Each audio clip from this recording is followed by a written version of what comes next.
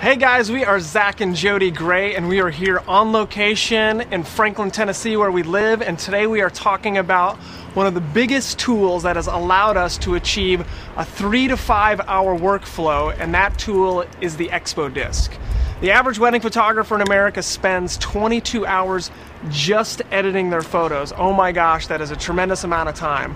So Jody and I are so excited that we've been able to streamline our workflow down to 3 to 5 hours so that we can do what everybody else wants to do, which is get their life back or actually spend time building their business.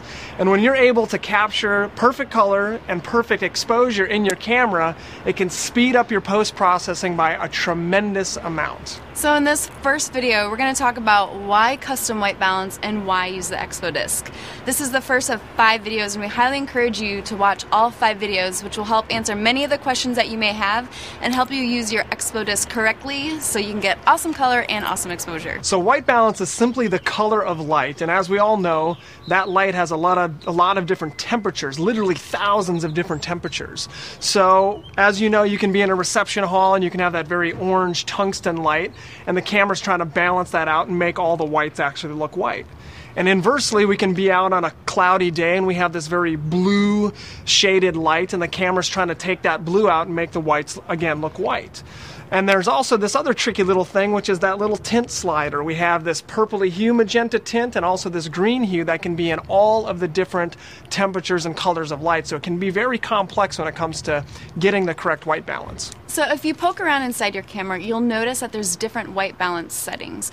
Probably the most commonly used is auto white balance, and this is where the camera is thinking on its own.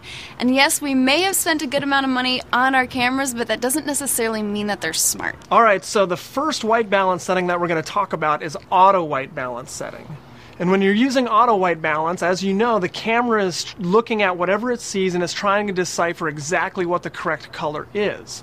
The problem is, and as many of you have probably found out, your colors from shot to shot end up changing and kind of being all over the place. Sometimes they're a little too cold, maybe sometimes they're pretty close, maybe sometimes they're way too warm. And the problem is when we go into post-production, we're all over the place trying to adjust image by image and shot by shot.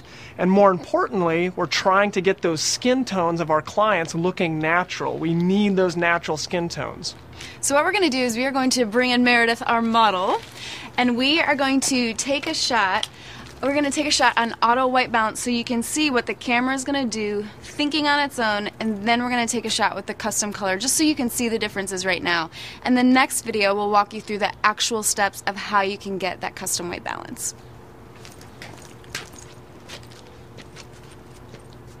Love it. Great.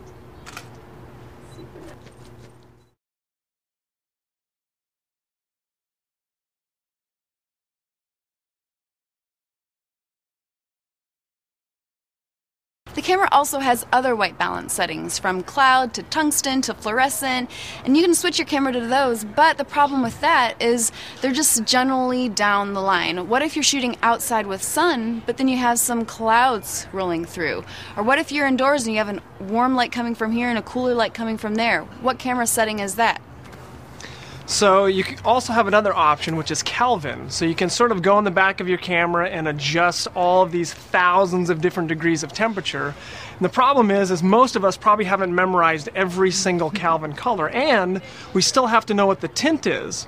And so one option that you can do is you can look at the back of your camera and sort of adjust the Kelvin while you're looking at the image.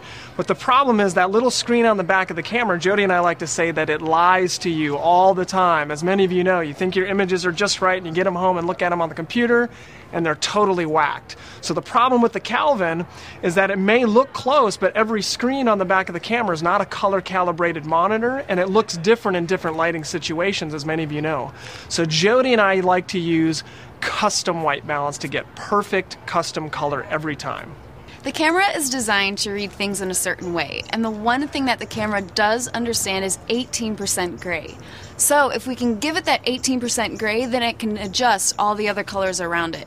The reds will be reds, the blues will be blues, and the skin tones will look amazing. Yeah, so the Expo Disc is absolutely awesome because it does 3 amazing things for us. One, unlike a traditional gray card, it's really easy to use by yourself. You simply slide it over your lens, which we're going to talk about in the next video. Number two is that it's super fast and efficient. It works literally in just, once you get it down, it works in just a couple of seconds.